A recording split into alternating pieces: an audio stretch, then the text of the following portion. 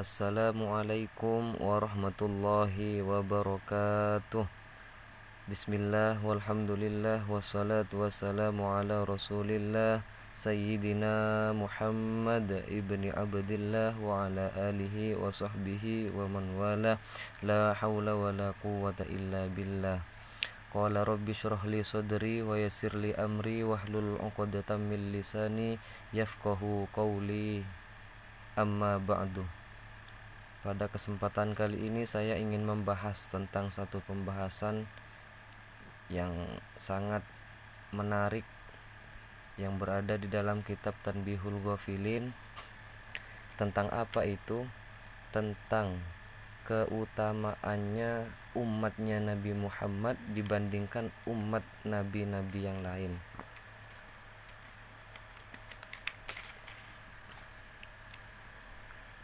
Bismillahirrahmanirrahim. Qala al-muallifu rahimahullahu ta'ala wa nafa'ana bihi wa bi'ulumihi fid dharaini amin.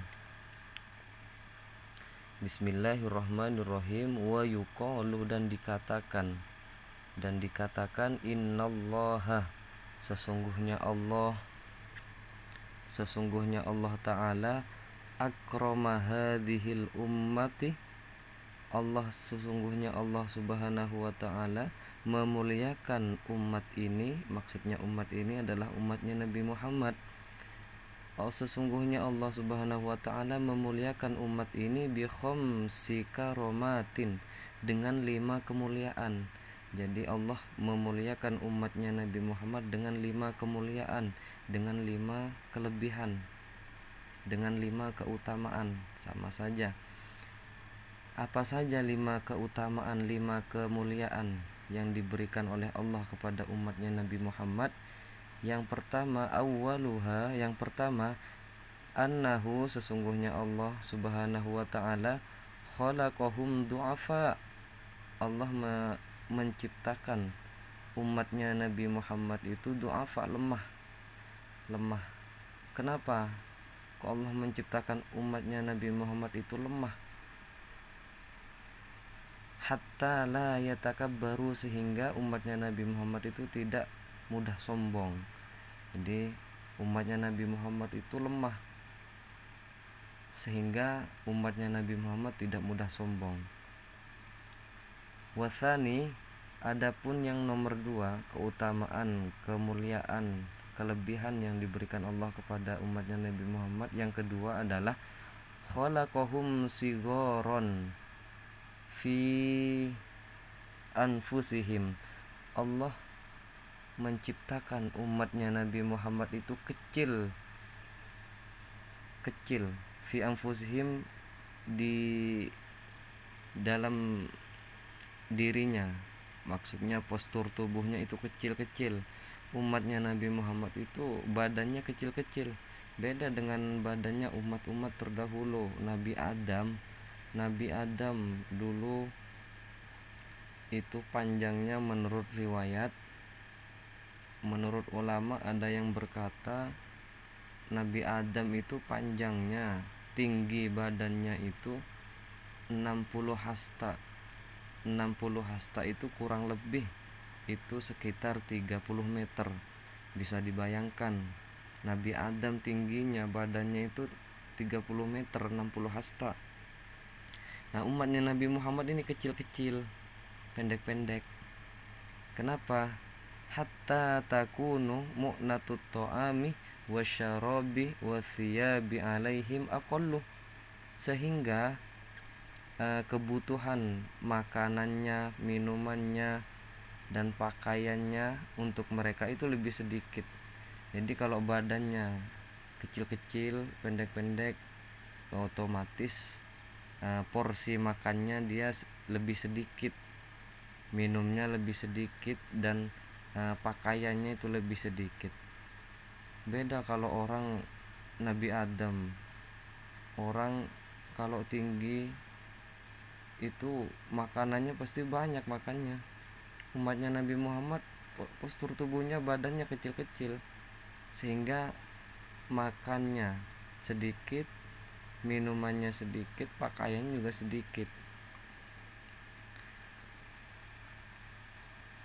Wasalitsu, adapun yang nomor tiga, keutamaan yang diberikan kepada umatnya Nabi Muhammad, yaitu ja'ala umrohum qasiron.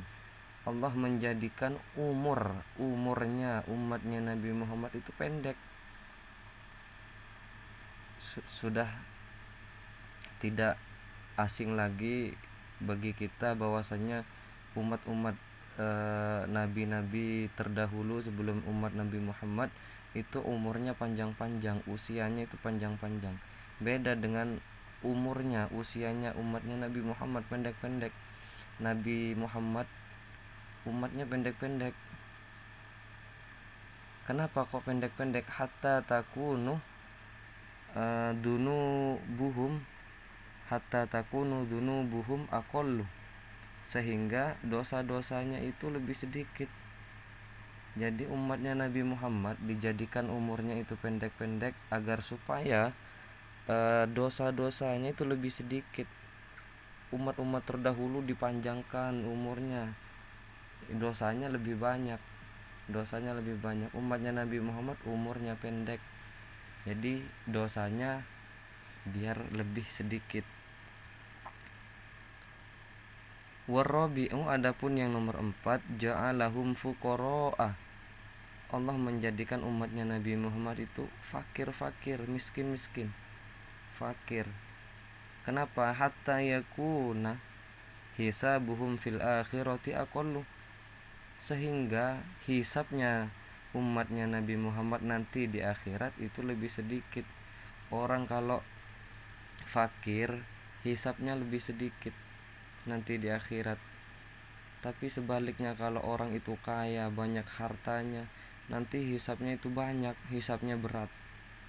Maka dari itu umatnya Nabi Muhammad dijadikan oleh Allah fuqara, fakir, sehingga nanti di akhirat hisabnya lebih sedikit.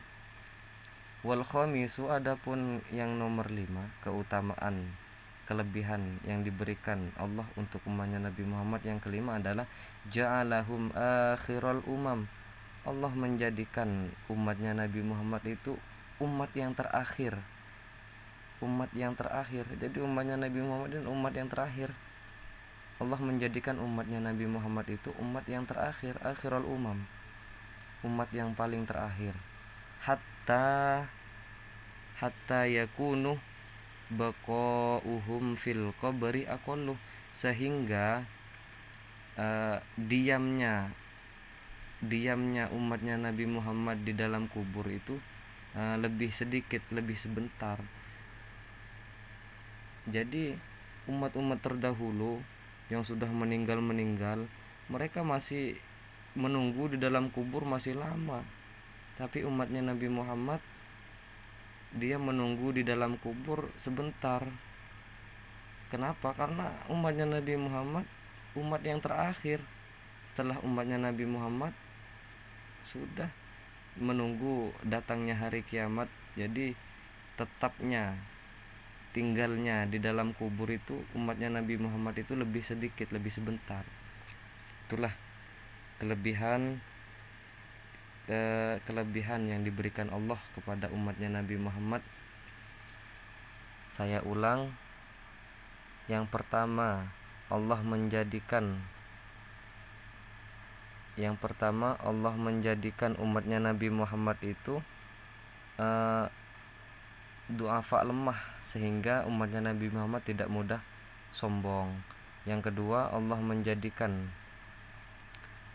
umatnya Nabi Muhammad itu, menciptakan umatnya Nabi Muhammad itu tubuhnya kecil-kecil, sehingga kebutuhan makanannya, minumannya, pakaiannya lebih sedikit.